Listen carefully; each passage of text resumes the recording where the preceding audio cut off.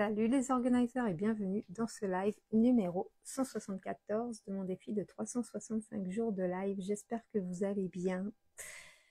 Moi, la journée était difficile parce que je me suis fait arracher une dent ce matin et en fait, je me disais, oh c'est bon, ça va le faire. Non, non, je suis KO. Je suis rincée là. En plus, c'était une grosse journée aujourd'hui. Voilà. Super bien. Enfin, voilà. J'adore les journées de travail, mais j'avoue qu'aujourd'hui, j'aurais préféré avoir une journée de repos. Mais comme j'avais organisé dans mes petites affaires de cette manière-là, ben, j'ai pas voulu déroger. Et ouais, je vais me coucher de bonne heure ce soir parce que je suis très fatiguée.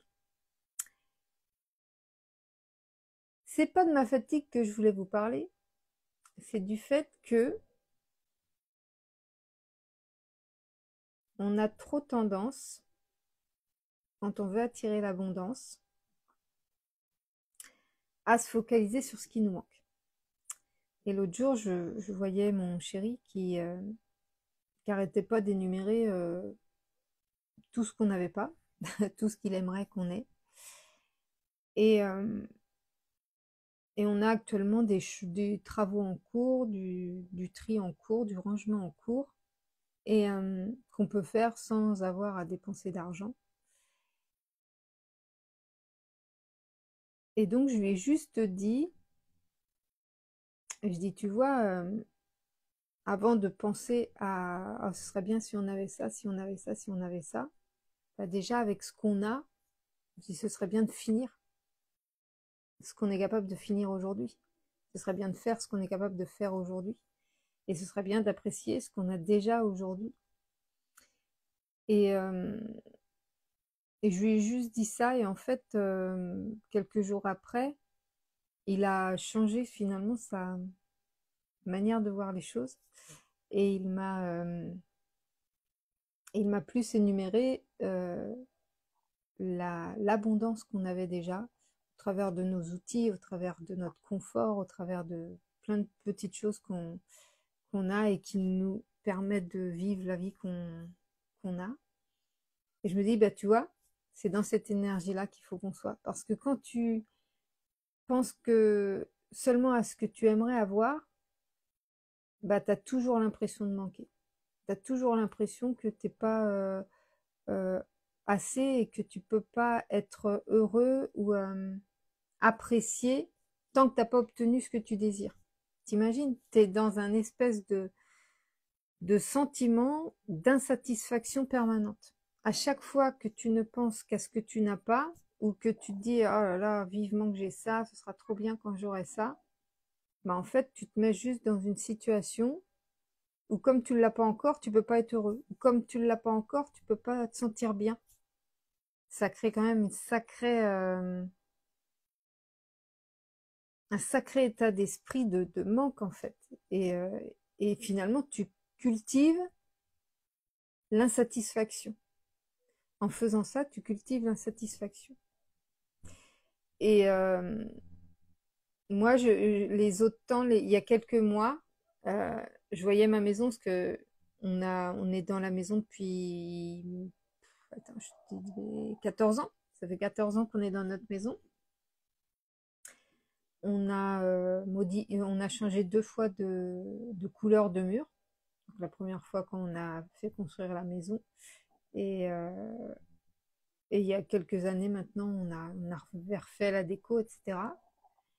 Et aujourd'hui, il y a besoin de refaire la déco parce que la tapisserie a été déchirée par les chats. Ils l'ont pas touchée pendant des années. Et là, elle vieillit et je pense qu'ils se sont agrippés à un endroit et du coup, ils ont dit, ah, c'est super, ça vient dans les pattes, dans les griffes. Ben, on continue. Donc, on a du papier arraché. Enfin, bref, la maison a fait un petit peu négligée, là. Et actuellement, c'est pas la priorité. Il y a des choses qui se mettent en place. Voilà, il y a des choses qui se mettent en place, mais c'est pas encore le bon moment pour faire les travaux là. Et donc, je me focalisais que là-dessus. Je je me focalisais que sur les défauts de ma maison. Je voyais mon canapé qui était usé, je voyais mon piano de cuisson qui a un feu qui fonctionne pas, je voyais donc ma tapisserie qui était abîmée, je voyais la peinture qui s'effritait, tout ça. Salut Céline! Et donc, en me focalisant que là-dessus, ben, je m'appauvrissais intérieurement sans m'en rendre compte. Et finalement, j'entretenais un sentiment toujours d'insatisfaction, donc je me sentais presque mal dans ma maison alors que j'adore ma maison. Et j'ai donc travaillé là-dessus et je me suis dit, je vais arrêter de regarder tout ce que j'aimerais faire, tout ce que j'aimerais modifier dans la maison, améliorer dans la maison, etc. Et on va faire avec ce qu'on a. Et, euh, et ce qui s'est passé en fait, c'est que on a plein de choses, hein, on a plein de choses à la maison, on peut faire plein de choses. Et finalement, on s'est focalisé là-dessus. Et un exemple tout con, à l'extérieur, on a des grandes toiles qu'on se sert en camping pour se faire de l'ombre en fait, qu'on attache souvent à des arbres, etc. Et on a sorti ces toiles-là et on s'est fait, oui, ça claque. Et on s'est fait des toiles au-dessus de notre terrasse. Et puis, salut Sophie! On s'est fait des toiles au-dessus de notre terrasse à 2 endroits différents, ce qui fait que j'ai regardé les toiles, on a installé les toiles, j'ai regardé les toiles et je dis, mais on se croirait en vacances, on se croirait dans un lieu de camping, parce que comme c'est nos toiles de camping, rien que de mettre les toiles chez nous, on a l'impression d'être en camping en fait. Et je dis, on est même plus confortable qu'en camping parce qu'on on a tout le confort de la maison. Et quand on va à l'extérieur, on a quand même un arrière, enfin l'arrière de notre terrain est super sympa entre la pelouse, les roses, on a plein de roses en ce moment. Enfin, c'est très joli l'arrière de notre maison. Et du coup, je dis, voilà, on a tout ce qui vaut. Evan, qu'est-ce que tu fais à regarder ma vidéo? Bah, ça va, t'as pas crié, mais par contre, ta porte, elle a claqué, Evan. C'est pas bien. Euh, et du coup, tu vois, rien que ça, des petites choses comme ça, finalement, ça crée du pur bonheur, ça crée l'abondance, ça crée ce sentiment d'abondance et ce sentiment qu'on a tout ce qu'il faut et qu'on est hyper satisfait de ce qu'on a. Et qu'est-ce que ça provoque de cultiver ça et de se focaliser uniquement sur ce qui va bien, enfin sur ce qui va bien, ouais, sur ce qui va bien ou sur ce qui nous nourrit, sur ce qui nous fait plaisir, tu vois, installer l'étoile et se sentir en vacances, ben et comment c'est tout c'est tous ces petits bonheurs là finalement qui créent un sentiment d'abondance et, euh, et rien que ça, de changer cette énergie là, ça se répercute sur la suite des événements, ça se répercute sur sur ouais, sur ce qui va se passer en fait. Parce que quand tu te focalises uniquement sur ce qui te manque ou sur ce que tu aimerais bien, tu ne cherches pas les solutions pour arriver à obtenir ce que tu veux. Tu te mets plus en position de victime qui n'a pas encore ce qu'elle veut. Et en faisant ça, tu ne crées rien de concret ou tu ne fais pas des actions qui peuvent t'amener à ce que tu veux, mais plus de l'inaction qui te laisse ancrer dans ce sentiment que tu n'as pas ce que tu veux et que tu n'es pas satisfait. Que quand tu te mets dans cette énergie où déjà avec ce que tu as, tu peux créer des trucs super sympas, et bien là, c'est comme si ça ouvrait une porte inconsciente où là, tu vas voir des petits trucs, soit des petits trucs d'amélioration que tu peux faire déjà, ou soit ça va t'amener des opportunités, comme regarde l'histoire des bocaux l'autre fois, où vraiment j'y pensais plus à l'histoire des bocaux, puis que Gaëlle s'est ramené avec 3 bocaux offerts par sa collègue. Tu vois, c'est plein de petites choses comme ça qui font que, euh, en se focalisant sur ce qu'on a et en étant plein de gratitude pour ce qu'on a déjà, ben on crée encore plus d'abondance. Et moi, en quoi ça s'est répercuté, c'est surtout au niveau des contacts clients. J'ai jamais eu autant de demandes que depuis 15 jours. Là, on démarre la semaine et j'ai encore enclenché. Enfin, il y a des demandes qui se mettent. J'en ai tous les jours en ce moment et j'avais jamais eu ça avant. Souvent, c'était une fois de temps en temps, une fois par semaine, une fois tous les 15 jours. Enfin, ça... Et là, je vois que c'est enclenché, en fait. Il y a quelque chose qui s'est enclenché parce que j'ai passé un palier, j'ai passé un stade, je suis restée focalisée, j'ai fait des petites actions, j'ai, comment dire, semé des petites graines, comme je dis. Il n'y a pas besoin de beaucoup de faire des grandes choses. Il n'y a pas besoin de changer du tout au tout et de faire des grandes choses. Mais des petites actions qui sont en accord avec ce que tu veux créer suffisent pour créer la magie, en fait. Et on croit souvent, enfin, on aimerait souvent que ça se passe d'un coup, que tout se réalise d'un coup, que tout soit accompli d'un coup, alors qu'en fait, c'est par la répétition des petites actions, des petits euh, recalibrage comme ça, c'est ces petites choses-là qui permettent de finalement se diriger, enfin recevoir de plus en plus de choses qui sont alignées à ce qu'on veut créer. Et en plus, ça se multiplie avec le temps. C'est-à-dire que tant que tu restes constant ou constante à faire tes petites actions, à semer tes petites graines, aussi petites soient-elles, eh bien, à long terme, parce que je suis en train de le découvrir maintenant, à long terme, ça te crée comme un espèce d'effet boule de neige qui fait que les petites actions, les petits flocons là du départ, en s'enroulant les uns aux autres, ben, ça crée la grosse boule de neige. Et finalement, aujourd'hui, ça commence à enclencher pour moi un rythme plus régulier.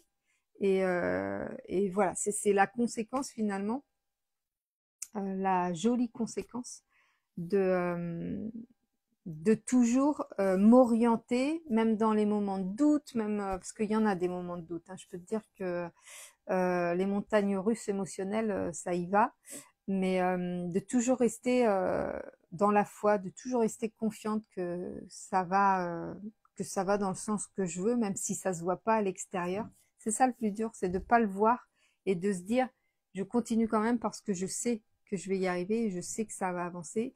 Et là, quand on commence à voir que ça s'enclenche, tu vois, c'est comme mon rééquilibrage alimentaire. Je regardais ce matin, ça faisait quelques semaines que j'avais pas regardé mon poids. Le rééquilibrage alimentaire, on a dû le commencer il y a 1 mois et demi à peu près. Et on voit rien au début. Hein. Clairement, il n'y a pas de perte de poids. La chose qu'on voit en premier, c'est l'énergie qui revient. Donc plus d'énergie, plus dynamique, des petites choses, mais au niveau de l'émotionnel, au niveau des sensations que tu ressens que quand tu manges quelque chose qui est sain pour toi, tu le ressens émotionnellement. Donc il y avait juste ça et je me dis bah ouais, mais au niveau de la perte de poids, ça fait rien. Et donc ça fait 1 mois et demi et j'ai regardé ce matin au bout de combien de temps on peut voir les premiers effets physiques, on va dire. Et moi qui ai l'hypothyroïdie, ça va être plus long que la moyenne, mais pour une personne normale qui n'a pas d'hypothyroïdie, c'est les tout premiers résultats, les toutes premières euh, comment on veut dire, preuves physiques, voilà. Et quand ça on commence à être moins serré dans ses vêtements, etc. C'est au bout de 3 à 6 mois. Et pour voir une différence vraiment significative, c'est après 6 mois. Et donc je me suis dit, je le savais, mais j'étais contente d'avoir cette confirmation-là. Et du coup, ça m'a comment conforté dans le fait que effectivement, même dans moi, ce que je veux créer au niveau de mon entreprise, au niveau de mes accompagnements, etc. Le fait de le comparer à cette histoire de rééquilibrage alimentaire, ça me conforte dans le fait que voilà, je sème des petites graines. Ça fait déjà plusieurs semaines, plusieurs mois. Je vais pas dire plusieurs années parce que vraiment, je m'y suis vraiment mise à fond en 2024. Donc voilà, on est en 2025, ça fait même pas un an. Et déjà, il y a beaucoup de choses qui ont changé. Il y a une grosse évolution déjà. Mais on voit rien au début. On voit rien au début. Il faut garder la foi, il faut avoir assez de force mentale, j'allais dire. Il faut surtout avoir assez faut y croire assez pour continuer, même quand on voit rien. et le rééquilibrage alimentaire, ça fait pareil. Comme le sport, je voyais aucune différence sur mon physique. Mais là, ce que je commence à constater, donc en plus du changement au niveau de la fatigue, etc. Donc il y a une belle différence. Les courbatures, tout ça, enfin il y a plein de choses qui ont changé quand même. Mais j'avais pas cette histoire de poids qui avait changé. Et là, ce matin, je me suis pesée, j'ai perdu 2 kilos et, euh, et je voyais bien que je me sentais moins serrée dans mes vêtements. Donc, si tu me regardes comme ça et que tu me regardes il y a un mois ou deux, ben, pour toi, ça va rien avoir changé. Mais effectivement, au niveau de la sensation, dans les vêtements, effectivement, tu sens les vêtements moins serrés. Et je suis qu'à un mois et demi. Donc je me dis, tu vois, d'ici 15 jours, ça va encore changer. Et d'ici un mois, ça va encore changer. Bref, c'était pour te dire que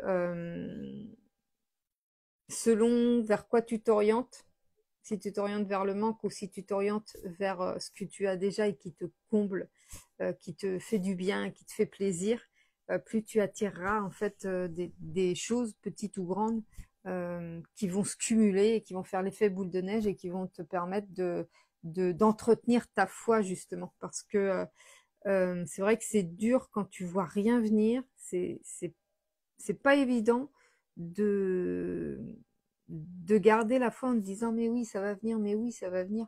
Et en fait c'est toutes tes petites actions, vraiment des toutes petites actions de rien du tout, des toutes petites graines que tu sèmes, vraiment, hein, je te promets que c'est des toutes petites choses. Moi je suis en train de recalibrer des toutes petites choses, de rien du tout, hein. Euh, pff, euh, j'ai j'ai euh, j'ai refait la présentation de mon site internet, j'ai modifié des toutes petites choses et rien que ça m'amène beaucoup plus de personnes, de prise de contact et vraiment, j'aurais pas pu imaginer que de si petits changements auraient pu enclencher euh, ben, un effet comme ça finalement. Donc des fois, tu vois, c'est pas tellement le fait de faire des grosses choses ou de s'y mettre d'un coup ou machin. Non, c'est des toutes petites choses que tu mets en place qui, une fois cumulées, ben, euh, permettent l'expansion et permettent la, la, la réalisation de ce que tu voulais mettre en place et de ce que tu désirais voir venir. Et, euh, et le plus important, en fait, c'est que quand tu es dans le doute, etc., de pas lâcher, de pas abandonner, de continuer à rester dans la foi et de te dire quelle petite action, même si j'ai pas les finances, même si j'ai pas les compétences, même si quelle est la petite action que je peux mettre en place qui me permette de continuer d'avancer. Et c'est ces toutes petites choses qui, les unes avec les autres, créent la magie. Et ça, je trouve ça incroyable. Mais je te jure que les moments de doute, c'est pas évident, c'est clair. C'est clair, j'avoue, les moments de doute, c'est pas évident.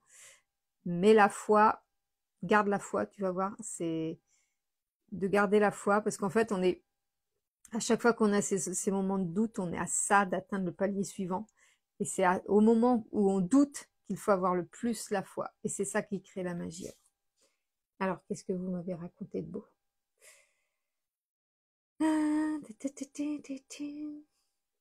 Ah, j'avais pas vu Pascaline. Bonsoir Pascaline. Alors, coucou Evan, Céline a dit. Je crois qu'il est reparti, Evan. Rendez-vous néphrologue et rien d'inquiétant. Ok, tu avais envie de me partager ça, Sophie. C'est génial pour toi, Nelly. Merci, Céline. D'ailleurs, je voulais prendre de tes nouvelles, Céline. Il faut que je t'envoie un petit message. Dommage que tu es si loin, j'aurais besoin d'une séance de Reiki. Ouais, d'ailleurs, tu vois, dans mes projets, je me formerai au Reiki à distance parce qu'il me permettra de compléter les accompagnements que je propose, de pouvoir faire des séances de Reiki à distance parce que ça existe aussi. Mais pour l'instant, je j'ai pas testé et je veux faire la formation avant pour être sûre de bien le faire. Je fais un rééquilibrage. Il y a quelques années, j'ai rien perdu sauf de l'argent. Alors, en quoi tu perds de l'argent en faisant un rééquilibrage alimentaire? Là, je n'ai pas compris. Moi, je dépense rien de plus, hein. J'ai juste changé mon alimentation. mais j'ai pas dépensé un sou de plus que ce pourquoi je mange. Mais au moins, je mange plus sainement et pour le même prix, je mange plus sainement et je kiffe la popote que me fait Gaël. Mouah. Il est parfait cet homme. Et tu vois, avant-hier, on était en conflit tous les deux. Et hier était une journée parfaite, amoureusement parlant. On était heureux tous les deux, tu vois, comme quoi d'une journée à l'autre. Quand ton ego, au travers de ta blessure, il prend la place et il te fait passer une journée de merde. Quand ton ego, il se tait et que tu es juste toi-même, tu passes une journée de rêve. Et hier soir, c'était pas bon le plat qu'on avait mangé. Je l'ai partagé hier. Enfin, j'ai partagé. Je l'ai dit hier dans le live. Et donc j'ai pas pu le manger du tout, hein. J'ai mangé une première bouchée et elle passait pas en fait. Donc j'ai carrément recraché. J'ai dit je peux pas manger le plat, il est pas bon. Enfin je l'aime pas. Et et en fait sans rien me dire, il me dit qu'est-ce que tu manges? Oh, c'est pas grave, je dis j'ai pas plus faim que ça et je dis en plus avec la chaleur et tout j'ai moins d'appétit donc je dis c'est pas grave si je mange pas ou si je mange qu'une pomme ou c'est pas un problème. Il est allé me préparer des tomates cerises avec de la mozzarella et une petite vinaigrette. C'était délicieux. Et il était trop mignon. Il s'est ramené avec sa petite assiette et tout. Je dis aux enfants, je dis regardez. J'ai vraiment un mari formidable. Il m'avait préparé ça, il est trop mignon. Bref, c'était une petite parenthèse. Alors, mais là, avec la préménopause, c'est galère. Mais en fait, enfin, après, peut-être tout le monde réagit sûrement différemment, mais je te jure que ce changement de régime alimentaire, plus pour moi, me concernant, l'arrêt du pain blanc, miraculeux pour ne plus avoir les symptômes de merde par rapport à la préménopause, donc plus les douleurs articulaires, le mal à l'estomac, la digestion, tout ça, enfin tous ces trucs que les suées, tout ça, tous les symptômes de préménopause que j'avais étaient dus au pain blanc. Quand j'ai arrêté le pain blanc, tous les symptômes se sont arrêtés. Incroyable. Ah bah, je peux te dire que j'ai été motivée pour arrêter le pain blanc. Et après, qu'est-ce que j'ai fait d'autre? Boire beaucoup. Moi, je buvais pas beaucoup, donc ça a changé forcément quelque chose chez moi. Mais arrêter le pain blanc chez moi, ça a été miraculeux. Je sais pas si ça peut être la même chose pour d'autres, mais en tous les cas, pour moi, ça a été incroyable. Bonsoir Mariuma. Je l'ai fait avec un coach, Marie. Ah oui. En fait, moi, les coachs, en tant que guide en développement personnel, mon objectif, c'est vraiment de vous rendre le plus autonome possible. Et je trouve que dans le rééquilibrage alimentaire, c'est super de faire appel à quelqu'un pour les bases, tu vois, comme moi en développement personnel, pour connaître les bases. Mais après, je trouve que le rôle d'un coach, c'est vraiment de donner comment dire, de donner je sais pas comment dire, les trucs, tu sais, les petits, un petit peu des pistes pour pouvoir réaliser les choses en autonomie. Et moi, j'avoue, j'ai la chance d'avoir un cuistot à la maison, donc c'est beaucoup plus facile pour moi, parce que j'avoue, je déteste cuisiner, et que si j'avais pas Gaël, c'est pas sûr que je me remettrais au rééquilibrage alimentaire, même si, vu le bien que ça me fait, voilà, si j'arrivais à me prouver euh, si j'avais pu me prouver que le rééquilibrage alimentaire allait me changer la vie comme ça me change la vie aujourd'hui, si j'avais pas eu mon chéri pour faire la cuisine, je m'y serais peut-être mise. Mais là, j'ai la chance d'avoir un mari qui aime faire la cuisine, qui sait faire la cuisine, qui fait des trucs tellement délicieux. Et moi, je déteste faire la cuisine. Donc, j'ai de la chance, c'est clair. J'ai de la chance. La chance d'avoir le mari que j'ai. Mais il n'empêche que c'est toujours possible de créer. Je pense que si j'ai cette relation-là avec mon chéri et si j'ai ce que j'ai, c'est quelque chose que j'ai attiré, c'est quelque chose que j'ai construit au fur et à mesure des années, au fur et à mesure de mon évolution en fait. Parce qu'il y a une période où il y avait que moi qui faisais la popote et je faisais des trucs très simples et parce que j'ai jamais aimé faire la cuisine. Mais voilà, il y a eu cette période-là et puis aujourd'hui, finalement c'est lui qui a repris la main et parce qu'avant il cuisinait que quand on avait des invités, moi je faisais la popote tout le reste de la semaine. Et voilà, aujourd'hui, finalement, maintenant, c'est lui qui fait la popote tout le temps et c'est tellement bien. Mais voilà, juste pour te dire que c'est sûr, j'ai cette chance-là, mais je pense vraiment que ça peut être super d'avoir un coach pour le rééquilibrage alimentaire ou le développement personnel ou peu importe ce qu'on a besoin dans sa vie. Mais il faut bien avoir en tête que la seule personne qui peut changer quelque chose dans sa vie, c'est toi. La seule personne qui est responsable du changement dans sa vie, c'est toi. Et si tu comptes uniquement sur une diététicienne, sur un coach, sur un, peu importe qui, un docteur, peu importe qui, un psychologue, un psychiatre pour te sortir d'affaires, tu es sur la mauvaise piste. Toutes ces personnes en soutien comme ça sont là uniquement pour te guider. Elles sont là en soutien. C'est vraiment du soutien. Mais chacun reste responsable de ce qu'il choisit par la suite et de ce qu'il choisit de faire. Si moi, par exemple, dans mes accompagnements, les personnes décident de ne pas faire l'accompagnement au bout ou de le faire que partiellement c'est ce que j'ai connu avec une des personnes que j'ai eues en accompagnement personnalisé. Elle pratiquait pas ce que je lui demandais de pratiquer.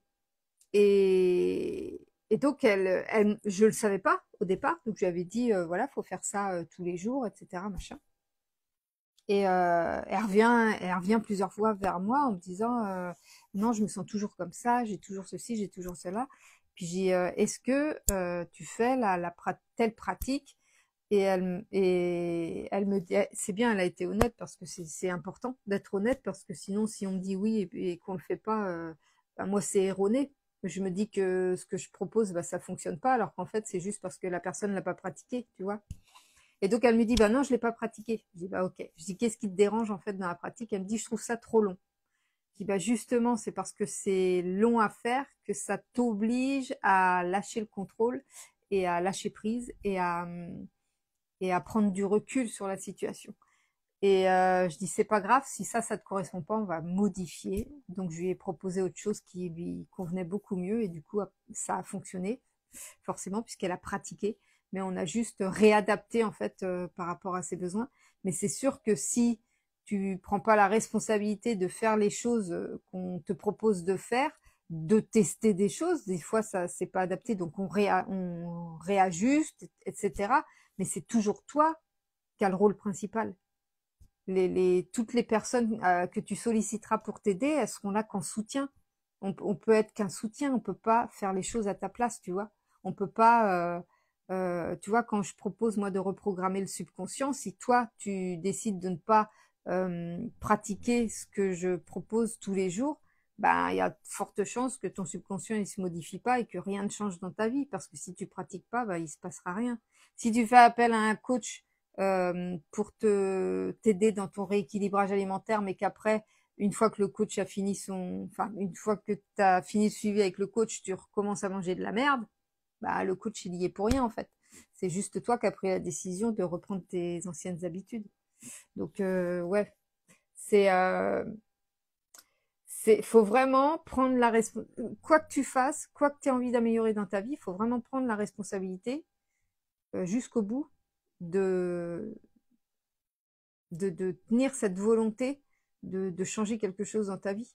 Et moi, je voulais pas, moi, ce que je ne voulais pas pour ma vie, en tous les cas, c'est de faire les choses dans l'effort, de me forcer à faire les choses, de me sentir obligée, de me contraindre, tu vois. Je disais, ouais, j'ai envie de perdre du poids, mais j'ai pas envie de perdre le plaisir.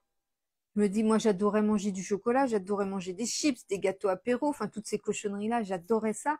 Et en fait, la reprogrammation du subconscient m'a permis de ne plus aimer ça. Ça m'a permis de ne plus aimer ça, alors que j'ai pas du tout fait une reprogrammation en disant j'aime plus les chips, j'aime plus les gâteaux, j'ai jamais fait ça. c'est en travaillant, en reprogrammant mon subconscient sur d'autres choses que ça a impacté mon régime alimentaire. Et aujourd'hui, j'ai aucune difficulté à, à manger les menus de rééquilibrage alimentaire parce qu'on a choisi en plus des menus qui sont super bons. Je me disais, ouais, rééquilibrage alimentaire. J'étais tellement contre ça que, enfin, j'étais tellement sceptique que je me disais, non, mais le rééquilibrage alimentaire, à chaque fois que je regarde sur les réseaux ce qu'on propose ou sur Internet, c'est que des graines à bouffer.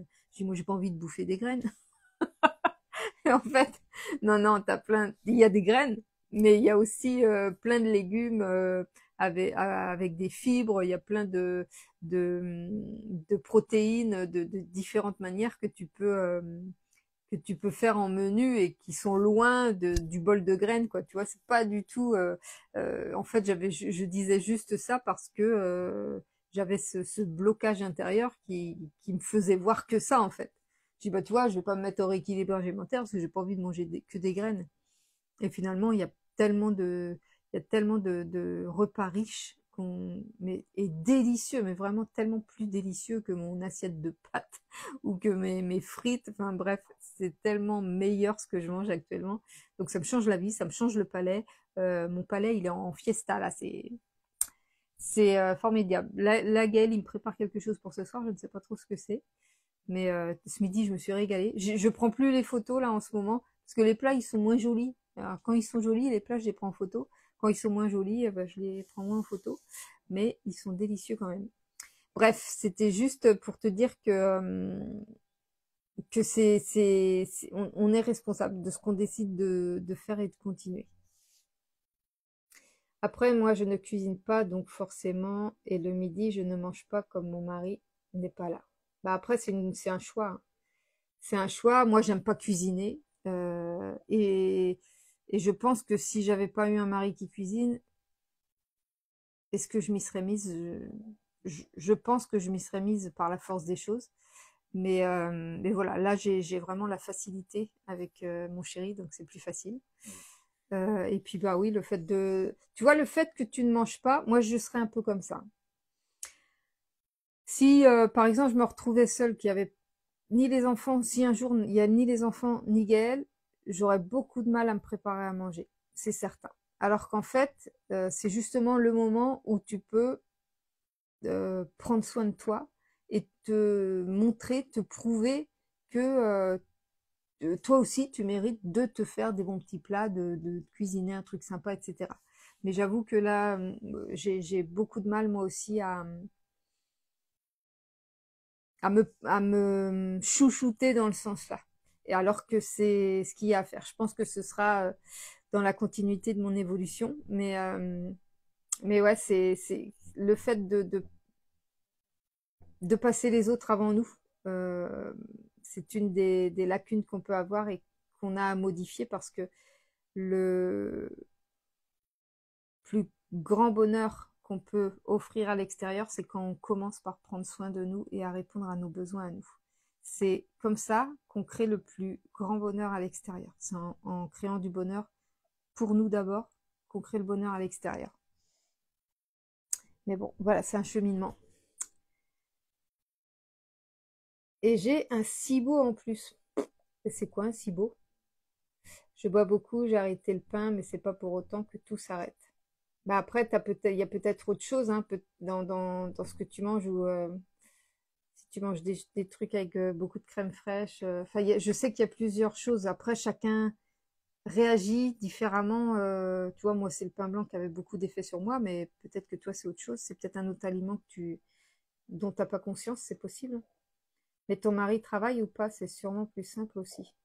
Ben, mon mari, il travaille de nuit et il a une cadence un petit peu décalée. Donc, des fois, enfin, il travaille un week-end sur trois. Il y a des semaines, il travaille pas du tout. Il y a des semaines, il travaille 2 nuits, 3 nuits. Tu vois, il est en décalé comme ça.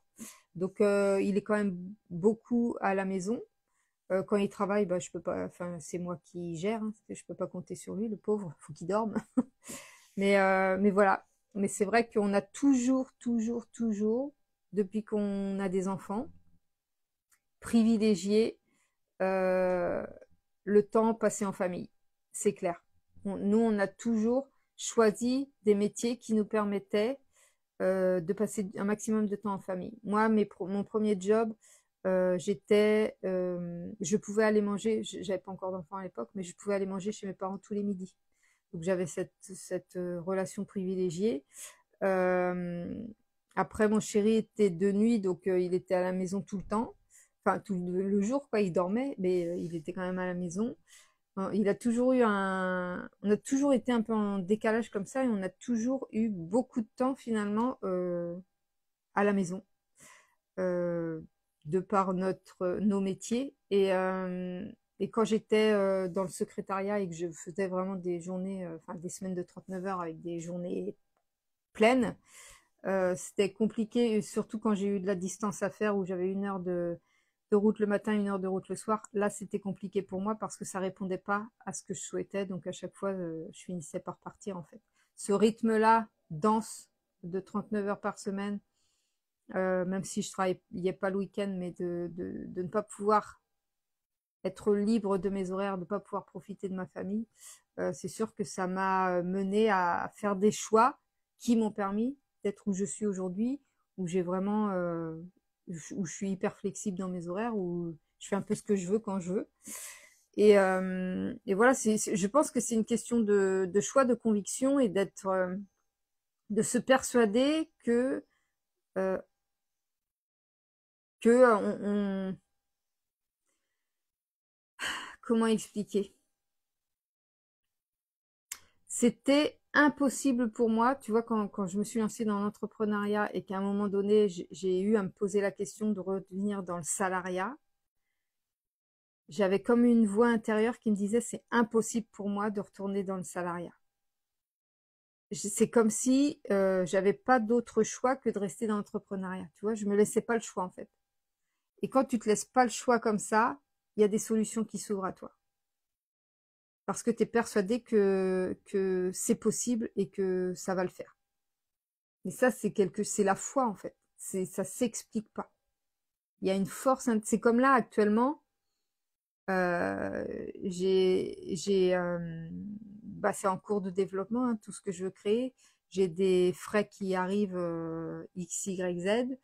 Je suis vraiment en phase de transition où, là encore, je peux choisir de reprendre une mission freelance ou de persister dans mes accompagnements, de me soutenir peut-être avec une petite mission qui va pas trop me prendre de temps, de jongler avec tout ça en fait. Mais tout ça, c'est des choix et selon les choix que tu fais, enfin, fais des choix qui répondent à, à ce qui te nourrit. Tu vois, moi, je fais des choix qui répondent au fait que de me sentir libre, de me sentir avec de la joie, de faire les choses avec joie et de me sentir abondante. Si quand j'ai une décision à prendre, ça ne répond pas à l'un de ces 3 critères, je ne prends pas cette décision. Je choisis la décision qui correspond à ces 3 critères. Je ne vais pas choisir une décision qui va m'emprisonner dans une situation que je ne veux pas. Et quand je fais ça, même si j'ai aucune solution, hein, au moment où je prends la décision, même si j'ai aucune solution, à partir du moment où je prends la décision, il y a des portes qui s'ouvrent et qui viennent de nulle part. Parce que j'ai la conviction que ce que je veux, c'est possible, en fait. Mais c'est difficile à expliquer tant que tu le vis pas, tant que tu le ressens pas comme ça. C'est pour ça que la reprogrammation du subconscient, c'est ce qui va te permettre de vivre ça. Si tant que tu reprogrammes pas ton subconscient, tu restes dans tes schémas que c'est pas possible, tu restes dans tes schémas que t'as pas le choix et que c'est difficile et que tu es une victime. Voilà, ça c'est. Euh,